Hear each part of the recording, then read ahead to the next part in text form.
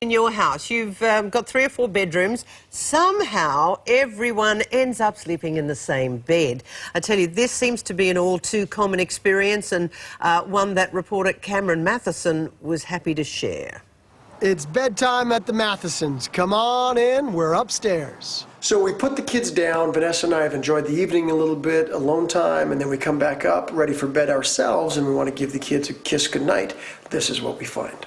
Layla's room. Lucas's room. They're both gone, missing. You might wonder where they are. Well, I'll show you. When we come into bed ourselves, this is what we find. Don't they look cozy in Mom and Dad's bed? It's called co-sleeping. Most families encounter this at some point, and for some it's okay for a while. But for us, it's starting to affect the quality of our sleep.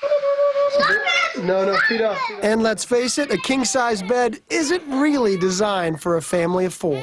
Where do you like to sleep, Lay? Your bed.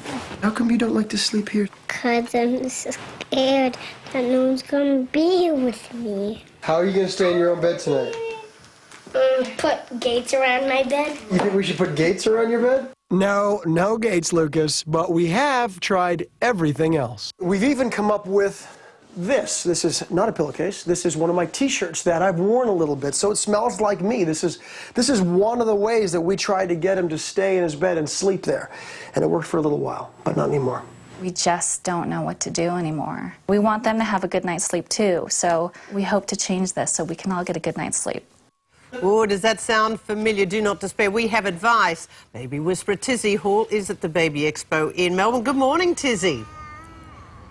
Good morning, Kerri Ann. Thank you very much for having me on the show again. You've got your hands full there, but we just saw that story from America, but it's also the emails, and thanks everyone who sent the emails in. Lauren, again, my 5-and-a-half-year-old will not settle, go to sleep without me in the room. So how do you help Lauren and, you know, for instance, that family there, because they're all about the same age, 3 to 5.5? Well, Kerri Ann, there's 2 things we do. First of all, it depends on the situation, and you always talk to your child first and explain that you're going to make a change.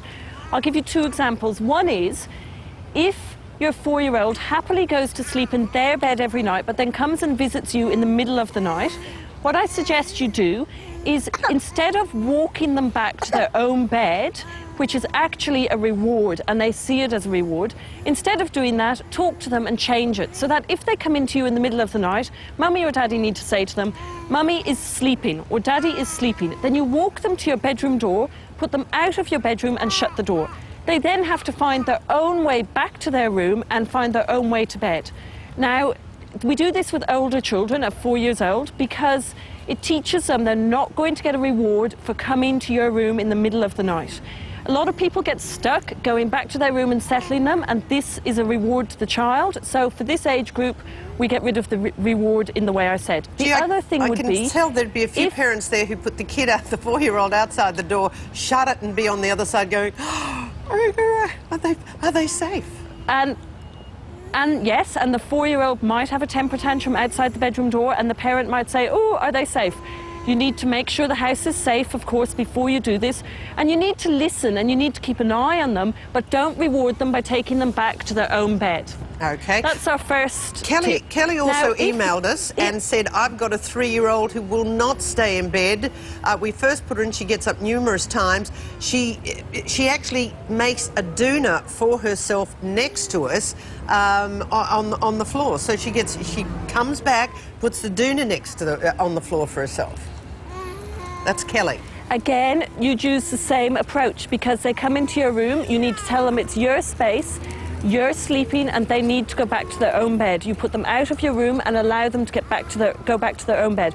But that's for a child who first of all starts sleeping in their bed. If we're talking about co-sleeping, like in the interview that was on before me, then you need to teach the child how to sleep alone first.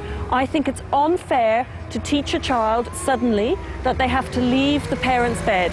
I think we need to teach that child how to sleep in their own bed alone. So I tell the parents to go and sleep in a different room. Give the child a comforter with the mother or father's scent on it, like the t-shirt in the previous talk. Give them that and teach them how to sleep alone in the adult bed first. Once they're sleeping alone, then you can get them to sleep in their own new bedroom. But let's get them sleeping alone first, without you. Okay, how dangerous is it for parents with you know, new kids? There goes from newborn into little babies and then into toddlers. When is the time to sort of stop this? Is it the first time they ever do it? Yes, we're trying to educate parents. We're trying to educate the midwives in the hospitals to teach parents from day one not to take the baby into bed with them. Now, we do this by, if the mother hasn't had a Caesar and is able to get out of bed, she gets up out of bed in hospital, gets into an armchair and breastfeeds her baby. If you take the baby into bed with you, you might fall asleep and the baby might fall asleep, and it's dangerous.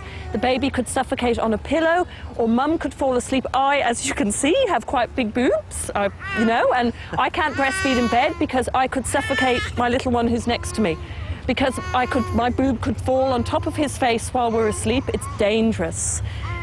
So it's very important that from day one you start to feed your baby and have them sleep in their own bed.